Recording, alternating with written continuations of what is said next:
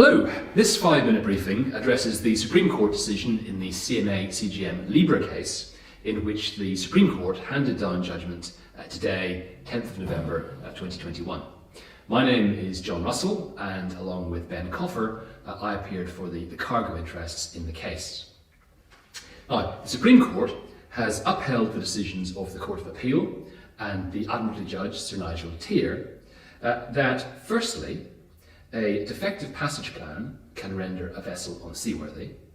Secondly, if the passage plan is defective before the commencement of the contractual voyage, that can constitute a breach of Article 3.1 of the Hague Rules.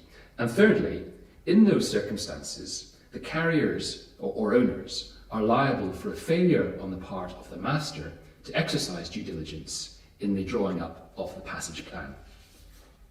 Now, the facts of the Libra very briefly. The Libra was a large container ship which grounded on the 18th of May 2011 while departing the Chinese port of Xiamen. The vessel grounded when, for reasons that were never fully explained, the master decided to leave a deep dredged fairway. There was a notice to mariners which warned that outside the fairway there were depths less than charted.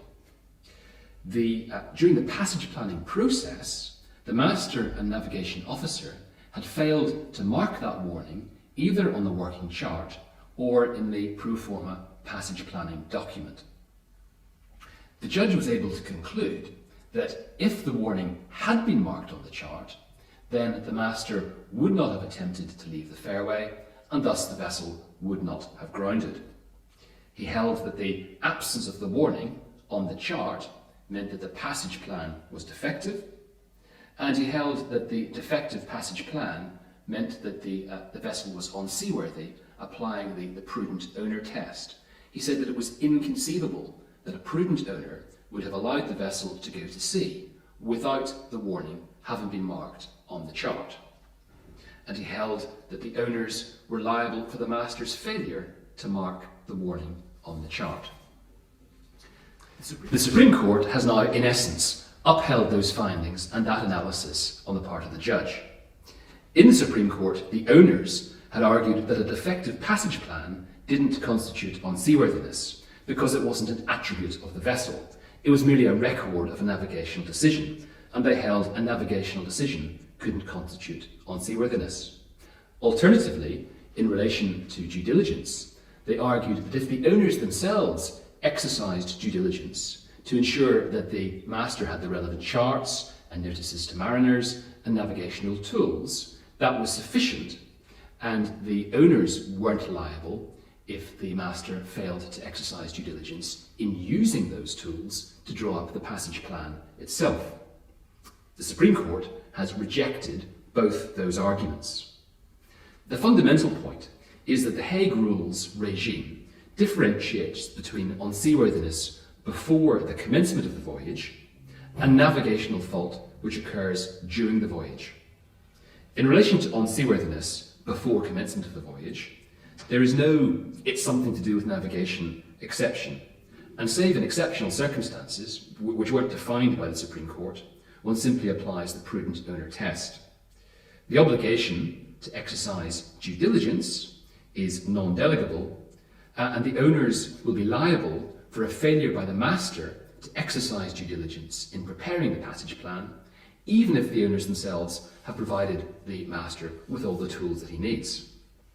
By contrast, once the voyage has commenced, Article 3.1, which is the unseaworthiness obligation, no longer applies, and the exceptions in Article 4.2a will apply, and those include the navigational fault exception. So, what will the impact of this Supreme Court judgment be on future cases? Well, the issues of law have now essentially been resolved in cargo claimants' favour. But in future, the passage planning battlegrounds are going to be, I think, on two questions of fact. Firstly, is any defect in the passage plan, which has been identified, sufficiently serious to satisfy the prudent owner test? It's very easy to find fault with any passage plan. Nearly every passage plan could be improved in some way.